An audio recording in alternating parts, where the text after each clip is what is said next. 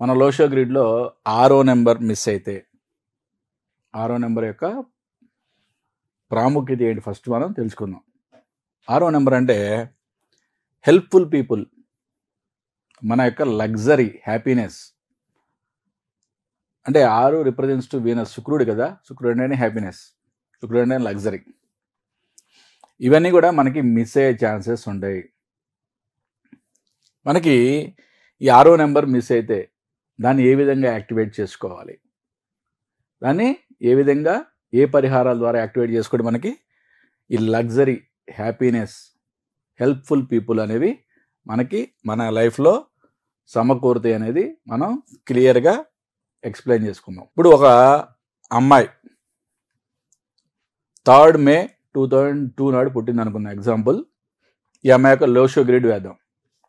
ఇక్కడ Lo Shu grid ఎలా వేయాలి అనే సందేహం రావచ్చు. అంటే డైరెక్ట్గా మీరు ఈ యొక్క ఎపిసోడ్ చూస్తే 100% ఈ లోషో గ్రిడ్ ఎలా వేయాలి అనేది సందేహం ఉంటుంది.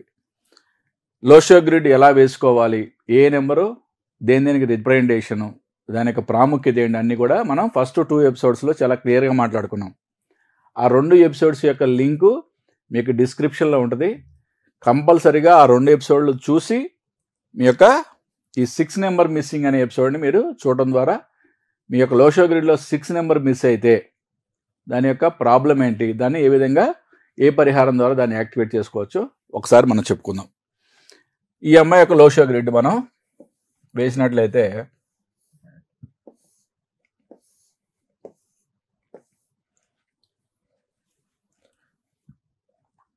లోషో గ్రిడ్ ఎలా వేసుకోవాలో మనం మాట్లాడుకున్నప్పుడు డేట్ ఆఫ్ బర్త్లో ఉన్న అన్ని నెంబర్లు ఫస్ట్ మనం తీసుకోవాలి. 3, 5, 2, 2. Next birth number 3. తర్వాత డెస్టినీ నెంబర్ అంటే టోటల్ 3. తర్వాత last Kuan number. Kuan number అంటే ఇయర్ నెంబర్ వచ్చి మనకి ఇక్కడ 4 వచ్చింది. ఈ పుట్టిన వ్యక్తి అమ్మాయి అనుకున్నాం కాబట్టి మనకి 4 + 4 కువా నెంబర్ 8. 258 అనే సిల్వర్ లైన్ ఏర్పడింది ఈ అమ్మాయికి.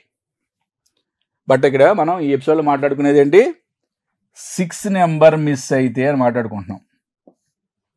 ఓకే, అసలు ఏ వ్యక్తికైనా ఏ లైను, ఓకే, మెంటల్ ప్లేన్ కానీ, థాట్ ప్రాసెస్ ప్లేన్ కానీ, ఓకే, దాని ఇంప్లిమెంటేషన్ ప్లేన్ కానీ, హార్డ్ వర్క్ ప్లేన్ కానీ ఏదీ లేకపోయినా, గోల్డ్ అండ్ సిల్వర్ లైన్ ఏదీ లేకపోయినా, ఏ ఒక్క లైన్ లేకపోయినా కూడా ఏ ప్రాబ్లం వస్తుందో మనం అన్ని ఎపిసోడ్లో మాట్లాడుకుంటున్నాం.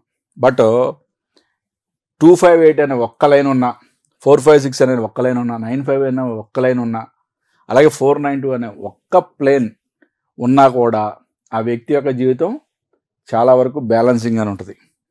ఏ లైన్ ఏర్పడకపోతేనే చాలా ప్రాబ్లమాటిక్గా ఉంటుంది. బట్ మనకి ఒక 2-3 లైన్స్ ఏర్పడినాయి, వాటి యొక్క బలాలు ఉన్నాయి. బట్ 6 నెంబర్ మిస్ అయింది మన యొక్క లోషో గ్రిడ్లో.